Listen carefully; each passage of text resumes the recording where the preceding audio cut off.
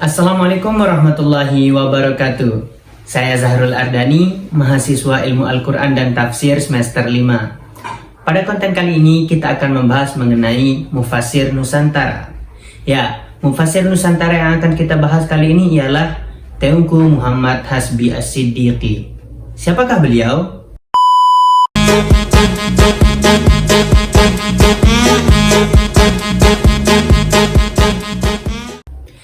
Teungku Muhammad Hasbi As-Siddiqi ini ialah mufassir Nusantara yang lahir di Aceh.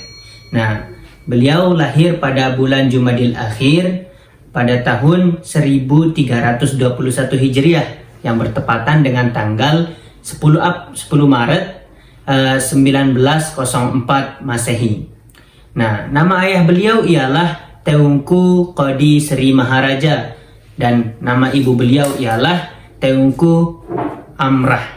Beliau lahir dari keluarga yang taat akan tradisi agama. Nah, oleh karena itu Muhammad Hasbi As-Siddiqi ini diharapkan kelak ketika dewasa nanti ia menjadi penerus atau menjadi ulama di Aceh. Nah, lantaran harapan tersebut, beliau Muhammad Hasbi As-Siddiqi ini sangat giat mempelajari ilmu agama. Nah, sehingga ia itu nyantri di berbagai macam pondok pesantren selama 8 tahun. Di awal mula masa menyantri, beliau memfokuskan untuk mempelajari ilmu bahasa atau biasa dikenal ilmu alat, yang di sana terdapat ilmu nahwu, sorof, atau balaghah dan lain sebagainya. Nah, di samping itu pula, beliau juga memfokuskan untuk mempelajari ilmu fikih dan usul fikih. Selama menyantri, beliau itu merupakan salah satu murid yang gigih dan bersemangat dalam menuntut ilmu. Atas kegigihan tersebut, beliau mendapat izin dari guru-gurunya untuk membuka atau mendirikan pondok pesantren di tempatnya. Tidak berhenti sampai di situ. Nah, beliau Muhammad Hasbi As-Siddiqi ini melanjutkan perjalanannya menuntut ilmu ke Surabaya pada tahun 1926 di bawah bimbingan Syekh Ahmad Surkati di Madrasah Al-Irsyad.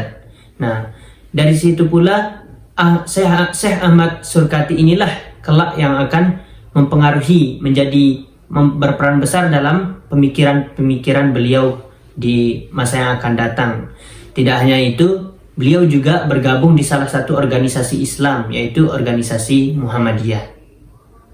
Setelah berbagai perjalanan menempuh studinya, beliau diminta kembali oleh Bupati Aceh untuk mengajar di tanah kelahiran.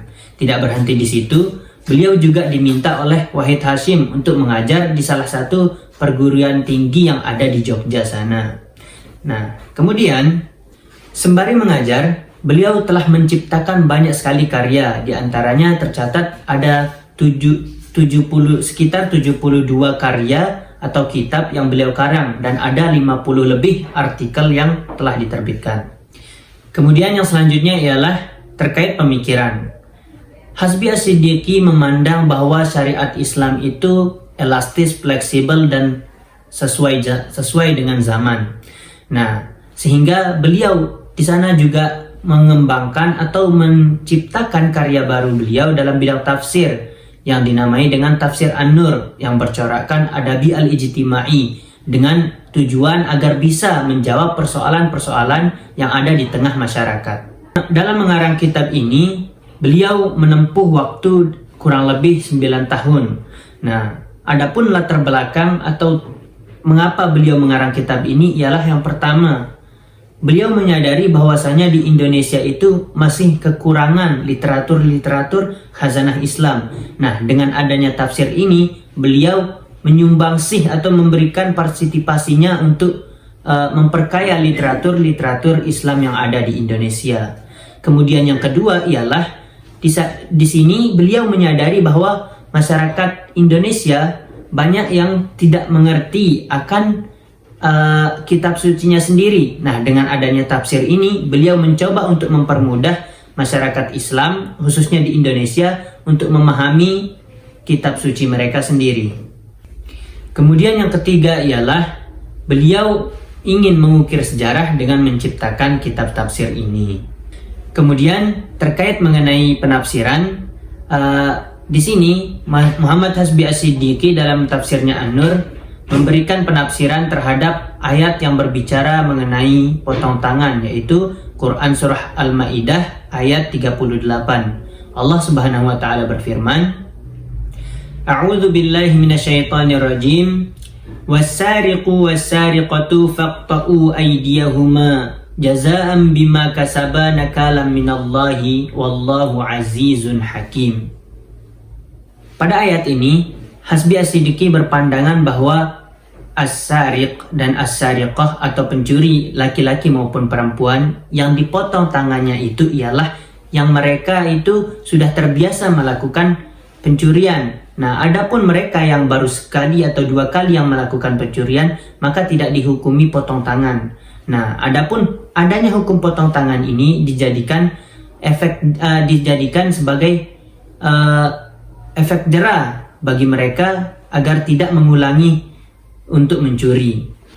Dan potong tangan ini berlaku atau diterapkan apabila tidak ada alternatif lain lagi bagi seseorang yang sudah memiliki keterbiasaan dalam mencuri. Nah, mungkin itu saja yang dapat saya sampaikan. Kurang dan lebihnya saya mohon maaf. Sekian, Assalamualaikum warahmatullahi wabarakatuh. See you.